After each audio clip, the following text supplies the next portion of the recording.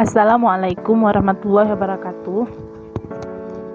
Saya Reva Nurlianti, Prodi Ilmu Al-Quran dan Tafsir, Fakultas Usuluddin dan Filsafat Universitas UIN Araniri.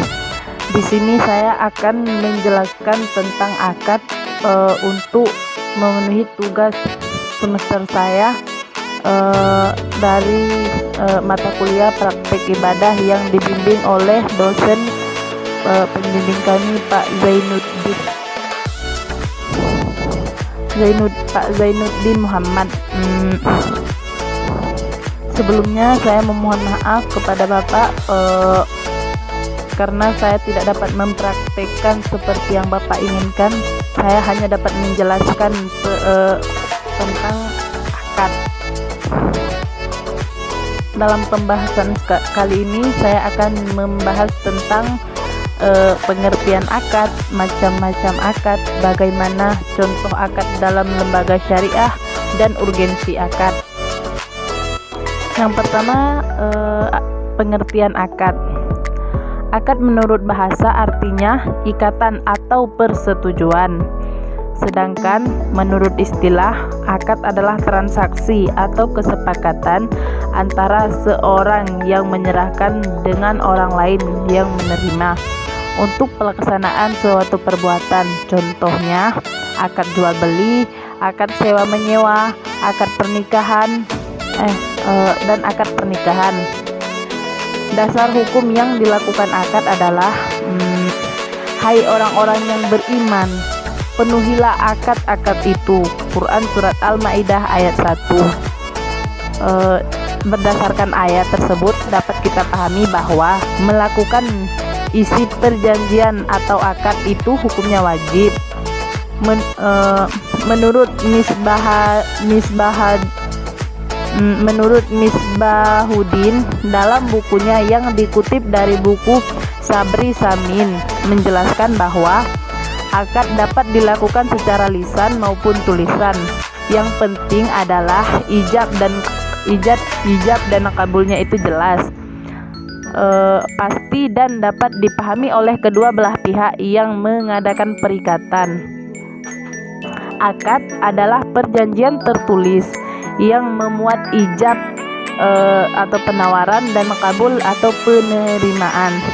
Istilah al-kabul atau akad dapat disamakan dengan istilah verbintensis atau perikatan dalam KUH Perdata.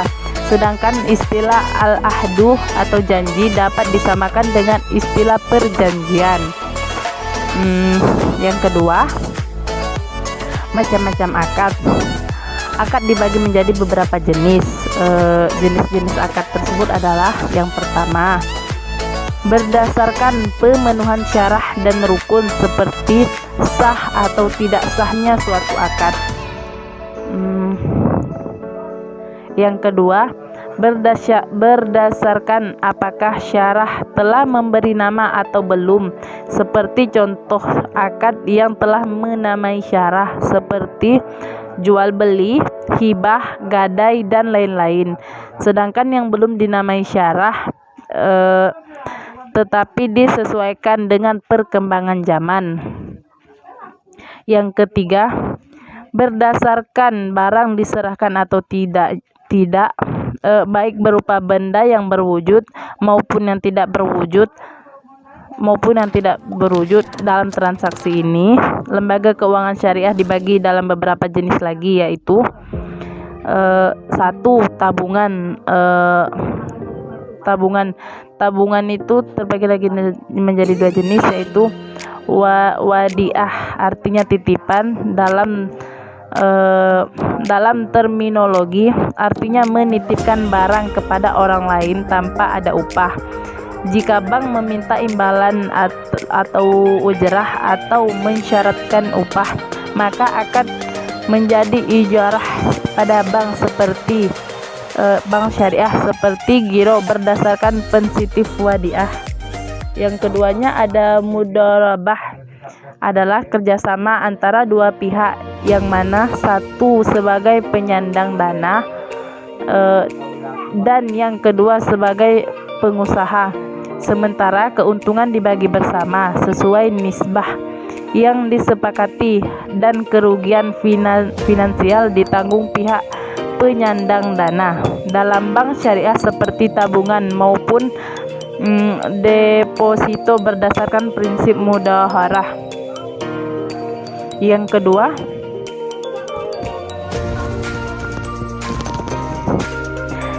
kedua, berbasis jual beli seperti murabahan, salam, dan istihan. Yang pertama ada murabahan, adalah jual beli barang pada harga asal dengan tambahan keuntungan yang disepakati. Yang kedua, salam adalah pembelian barang yang diserahkan dan kemudian hari, sementara pembayaran dilakukan di muka. Dan yang ketiga itu istinhah, adalah merupakan suatu jenis khusus dari bai as-salam yang merupakan akad penjualan antara pembeli dan pembuat barang. Dalam akad ini, pembuat barang menerima pesanan dari pembeli. Pembuat barang lalu berusaha melalui orang lain untuk membuat atau membeli barang menurut sertifikasi yang telah disepakati dan menjualnya kepada pembeli di akhir. Yang ketiga, berbasis sewa menyewa seperti ijarah dan ijarah muntahiyah bit tamlik. Ijarah adalah pembiayaan berupa talangan dana yang dibutuhkan nasabah untuk memiliki suatu barang atau jasa dengan kewajiban menyewa barang tersebut sampai jangka waktu yang ditentukan sesuai dengan kesepakatan akad, atau istilah lain akad untuk mendapat manfaat pembayaran.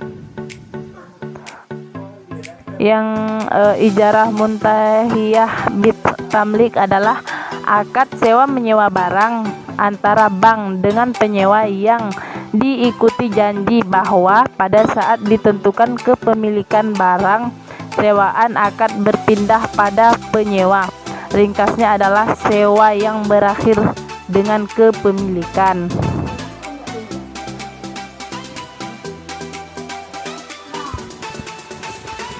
Yang keempat, berbasis upah atau jasa pelayanan seperti kafalah, wakalah, hiwalah, randan. Kafalah adalah yaitu jaminan yang diberikan oleh penanggung kepada pihak ketiga untuk memenuhi kewajiban pihak kedua atau yang ditanggung. Dalam produk perbankan, kafalah dipakai untuk LC atau bank aidan bank. Yang kedua, wakalah yaitu pelimpahan kekuasaan oleh suatu pihak kepada pihak lain dalam hal-hal yang diwakilkan. Dalam perbankan, wakalah biasanya dengan upah dan dipakai dalam fee basis income seperti pembayaran rekening listrik, telepon, dan lain-lain. Hiwalah yaitu akad pengalihan hutang dari satu pihak yang berhutang kepada pihak lain yang wajib menanggung atau membayarnya. Dalam industri perbankan, wakalah dengan upah dipergunakan untuk mengalihkan utang dan bisa juga untuk LC. Ran atau gadai yaitu menyimpan sementara harta milik si peminjam sebagai jaminan atas pinjaman yang diberikan oleh si piutang. Perbedaan gadai syariah dengan konvensional adalah hal pengenaan bunga. Gadai syariah merupakan beberapa sistem pembiayaan antara lain qardun hasan atau pinjam kembalikan dan mudarobah bagi hasil dan muqayadah jual beli. Jualah yaitu jasa pelayanan pemesanan atau permintaan tertentu dari musabah dari nasabah misalnya yang untuk pemesanan tiket pesawat atau barang dengan menggunakan kartu debit, cek atau transfer. Atas jasa pelayanan ini, bank memperoleh fee. Selain di dunia perbankan, akad juga dikenal dalam perasuransian syariah atau dikenal dengan akad takaful, yaitu akad di mana saling menanggung. Selanjutnya, contoh-contoh akad. Yang pertama ada akad transaksi. Dalam Islam, suatu sistem ekonomi yang sama sekali berbeda dengan sistem ekonomi lain yang selama ini dikenal dengan hal ini karena ekonomi Islam memiliki akar dan syariah yang menjadi sumber dan panduan bagi setiap muslim dalam melaksanakan aktivitasnya. Dari dasar tersebut, maka sistem ekonomi syariah dalam membangun jaringan transaksi yang disebut akad-akad syariah memiliki suatu standar istilah yang bersumber dari Al-Quran dan hadis. Dan dalam transaksi lembaga keuangan syariah, khususnya perbankan syariah, ada dua jenis yang dikenal, yaitu tabungan atau penghimpun dana, funding seperti wadiah dan murabaah. Kita jelaskan satu persatu. Wadiah artinya titipan. Dalam terminologi artinya menitipkan barang kepada orang lain tanpa ada upah. Jika bank meminta imbalan atau ujrah atau persyaratan upah, maka akan berubah menjadi ijrah pada bank syariah seperti giroh berdasarkan prinsip wadiah. Yang kedua ada mudharabah, adalah kerjasama antara kedua belah pihak yang mana satu sebagai penyandang dana sohib al-mal dan yang kedua sebagai pengusaha mudharib. Sementara keuntungan dibagi bersama sesuai nisbah yang disepakati dan kerugian finansial ditanggung pihak penyandang dana.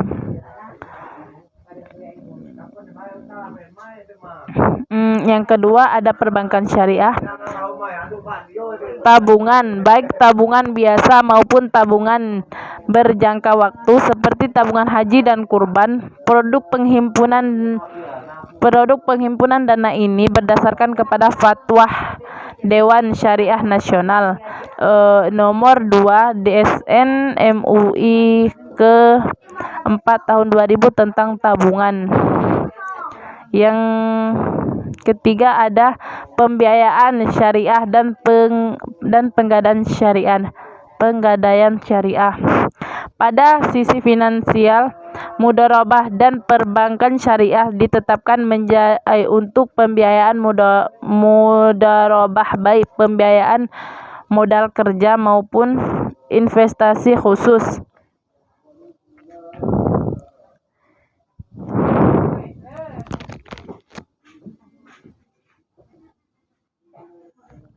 Halo, assalamualaikum. Waalaikumsalam. Bentar dulu, adek itu lagi membikin tugas, bentar lagi merekam, bentar boleh? Habis tuh kau nih Nadik mengedit, mau edit. Boleh. Bentar dulu Maya sayang. Assalamualaikum. Waalaikumsalam. Baiklah, yang selanjutnya ada urgensi akad.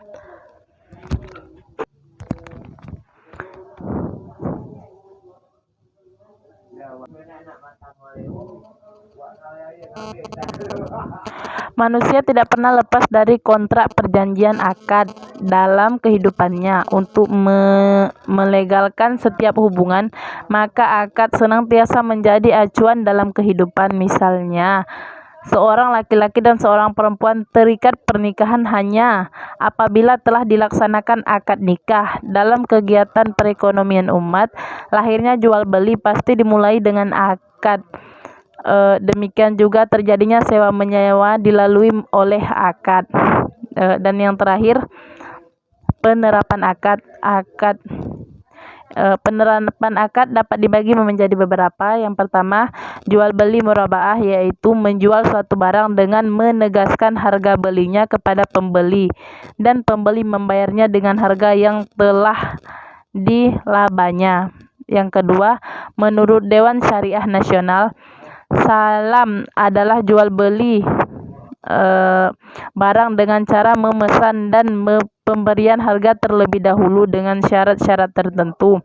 Menurut Bank Indonesia, salam adalah akad jual beli barang pesanan antara penjual dan pembeli. Yang ketiga dan yang terakhir, sewa menyewa ijrah. Ijrah adalah akad pemindahan hak guna atau manfaat atas suatu barang atau jasa dalam waktu tertentu melalui pembayaran sewa atau upah tanpa diikuti dengan pemindahan kepemilikan barang itu sendiri. Baiklah, mungkin ini yang dapat saya jelaskan, lebih dan kurangnya saya mohon maaf. Saya tutup dengan wabillahi taufik wal hidayah. Wassalamualaikum warahmatullahi wabarakatuh.